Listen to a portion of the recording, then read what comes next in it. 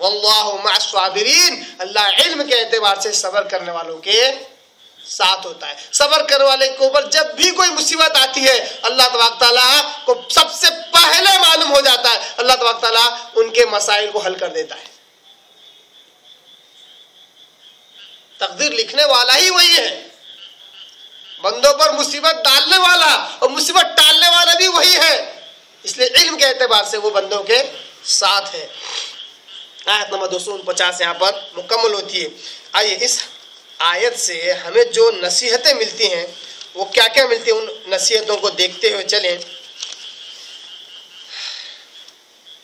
सबसे पहली नसीहत हमें जो मिलती है, बड़े प्यारे प्यारे नुकात निकाल कर लाए आपके आगे, जिंदगी जीने की उसूल जो इस आयत से निकलते हैं, बड़े प्यारे उसूल है, आप गौर से सुनिए। सबसे पहला उसूल, सबसे पहली नसीहत मिलती है, वक्त से पहले हालात का अंदाजा करना बुज़दिली का सबब है। वक्त से पहले हालात का अंदाजा करना बुज़दिली का सबब है।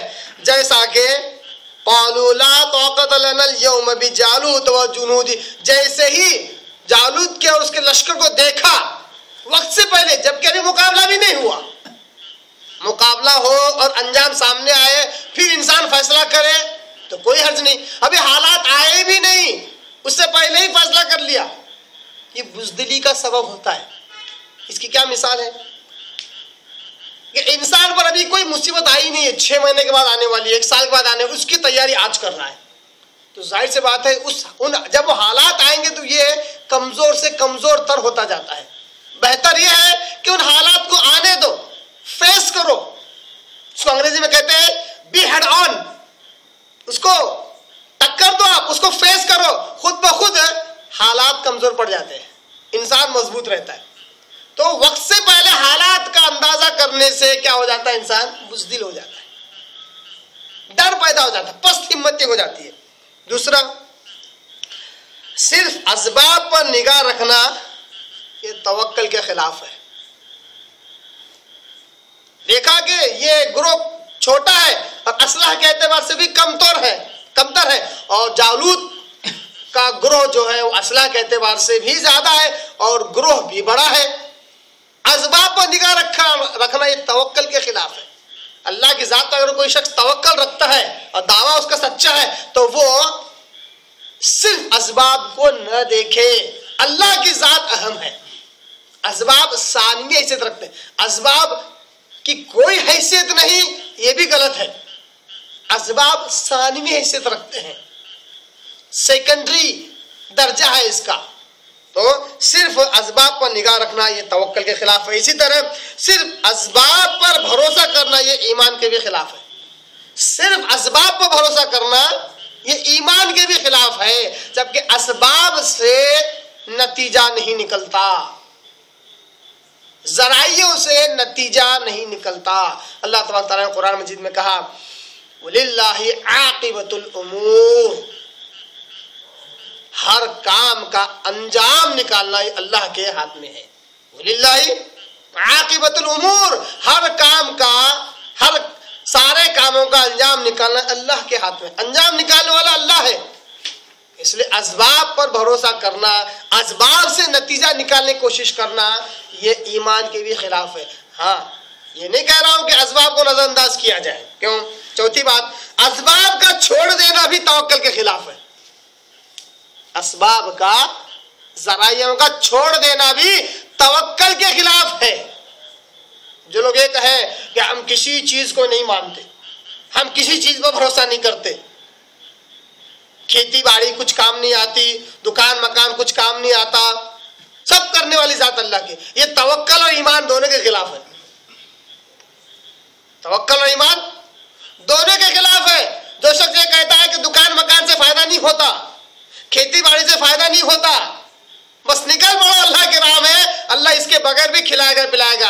अल्लाह के बंदे तू अकेला खा रहा है, अगर 3 महीने 4 महीने बीवी बच्चे तो भूखे हैं, बीवी बच्चे तो भूखे ही हैं, या फिर कुछ ना कुछ तो इंतजाम करना होगा। अल्लाह कैसे चलाएगा, क्यों चलाएगा? ये तवक्कल और ईमान के खिलाफ है, ज़राइयों और असबाब को छोड़ देना। हदीस पाक है, एक साहबे रसूल तिरमिज़ी की हदीस, आप सल्लल्लाहु अलैहि वसल्लम के पास आते हैं, ऊंट पर बैठकर आए थे, कुछ उनके जहन में आया तो ऊंट को उन्होंने ऐसे छोड़ दिया, उसकी नकील छोड़ दी और आप सल्लल्लाहु अलैहि वसल्लम के पास आए और कहा, अल्लाह के रसूल, वो जो ऊंट है, मैं अल्लाह की ज़ात पर तवक्कल करना चाहता हूं, उसको बांध कर तवक्कल करूं या छोड़कर तवक्कल करूं? क्योंकि अल्लाह की ज़ात तो ऐसी है कि बांधूंगा तब भी हिफाजत कर सकता है, और अगर छोड़ दूं उसको, न बांधूं तब भी अल्लाह की ज़ात ऐसी है कि उसकी हिफाजत कर सकता है। रसूल ने कहा, इक़दहा व तवक्कल, तेरा तवक्कल तभी पूरा होगा। इक़दहा, सबसे पहले बांध उसको, ये जरिया है, इसका इस्तेमाल कर। वो तवक्कल, फिर तवक्कल कर अल्लाह की ज़ात पर। तवक्कल तभी मुकम्मल होता है जब जरियों और असबाब का इस्तेमाल किया जाए और अंजाम के लिए अल्लाह के मोहताज बने, अंजाम के लिए अल्लाह के मोहताज बने। ये है हकीकी तवक्कल। निकल गए और बोले कि अल्लाह इंतजाम करेगा, अल्लाह नहीं करेगा।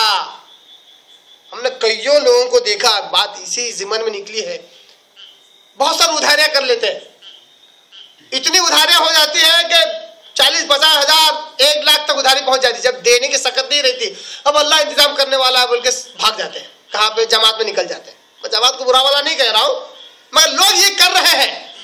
खैर, किसी एक शख्स से कोई जमात बदनाम नहीं होती है, मगर लोग इसका फायदा उठाते हैं, 4 महीने के लिए निकल जाते हैं। अब जो उधारी वाले हैं बेचारे, क्या कहते हैं, कफे अफसोस मलते रह जाते हैं कि चिड़िया चुग गई सारा खेत, अब पछताए क्या होगा। जो जो उधार लेना था ले लिया और उड़ गए, अब पकड़ भी नहीं सकते।